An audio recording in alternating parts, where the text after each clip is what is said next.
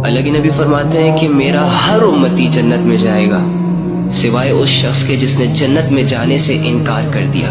یا رسول اللہ، جنت میں جانے سے کون انکار کرے گا بھلا؟ فرمایا جس نے میری اطاعت کی، جو میری مان کر چلا، وہ تو جنت میں جائے گا، لیکن جس نے میری اطاعت نہ کی، جس نے میری بات نہ مانی، میرے حدیثوں کو ایک کان سے سنا دوسرے کان سے نکال دیا، روزانہ موبائل سکرین پر ہزاروں حدیثیں اس کے سامنے آئی، لیکن اس نے صرف پڑھا، سیو کیا اور سکپ کیا، عمل نہ کیا، جس نے میری بات نہ مانی، یہ ایسا ہے جیسے اس نے جنت میں جانے سے خود ہی انکار کر دیا ہو۔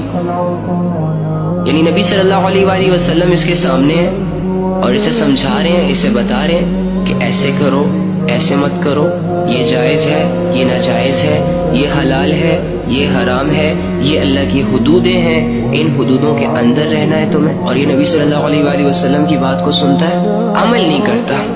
تو اس کی مثال ایسی ہے کہ جیسے یہ نبی صلی اللہ علیہ وآلہ وسلم کی باتوں میں کوئی انٹرسٹڈ نہیں ہے، یہ اللہ کی فرما برداری میں کوئی انٹرسٹڈ نہیں ہے، اور اسے جنت میں جانے کا بالکل شوق نہیں ہے۔ جب ہم دنیا میں کہیں جاتے ہیں تو بھائی پوری تیاری کے ساتھ جاتے ہیں، ایفرٹ پٹ کرتے ہیں، تیاریاں کرتے ہیں۔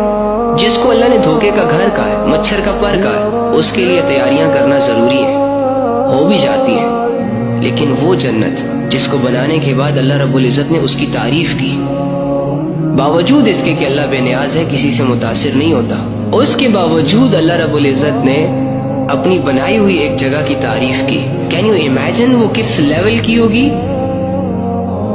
اس کے لیے کوئی تیاری نہیں، اس کو ہم بیٹھے بیٹھے حاصل کرنا چاہتے ہیں، لوگوں سے دعائیں کروا کے حاصل کرنا چاہتے ہیں۔ جب بات آتی ہے ایفرٹ کی تو نہ میں کوئی قدم اٹھاؤں گا اور نہ تم کوئی قدم اٹھاؤ گے۔ آج کل پرسوں ترسوں کے چکروں میں زندگی ہاتھ سے نکل جائے گی، لیکن آخرت کے لیے کوئی تیاری نہیں کریں گے ہم۔ تھوڑا تو انٹرسٹ لو اللہ میں، جس نے تمہیں 24 گھنٹے دیے، اسی کے دیے ہوئے وقت میں اگر تم اس کے لیے 10 منٹ نہ نکال سکو، لعنت ہو میری ایسی زندگی پر۔ آپ مانے یا نہ مانے، لیکن ہم بھول چکے ہیں اپنے اللہ کو۔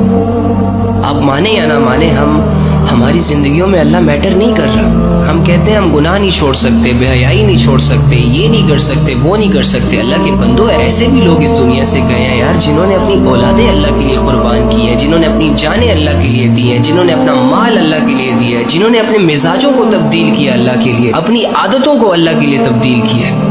ہم بونے بنے ہوئے ہیں، لڑکیوں کے لیے خود کو چینج کر سکتے ہیں، لڑکوں کے لیے اپنی عادتیں چھوڑ سکتے ہیں، جب بات اللہ کی آئے گی ہم کہیں گے ہم سے کچھ نہیں ہوتا۔ خدا کا واسطہ ہے یار، ہم لوگ کوئی بچے تو نہیں ہیں کہ ایک بات 10 دفعہ سمجھائی جائے گی تب جا کے ہمیں سمجھ آئے گی۔ جب ایک بات ہمارے سامنے آتی ہے کسی کے ذریعے سے اور اگر ہمیں وہ سمجھ آ جائے تو ہمیں بھی یہ چاہیے نا کہ پھر اپنی زندگیاں بدل دیں، مزید اپنی زندگیوں کو ضائع نہ کریں، بچا لیں خود کو۔ لیکن نہیں، ہم نے بس سننا ہوتا ہے، وقتی موٹیویٹ ہونا ہوتا ہے، اور کل سے پھر ہم نے وہی سب کچھ کرنا ہوتا ہے جس کی ہمیں عادتیں ہوتی ہیں۔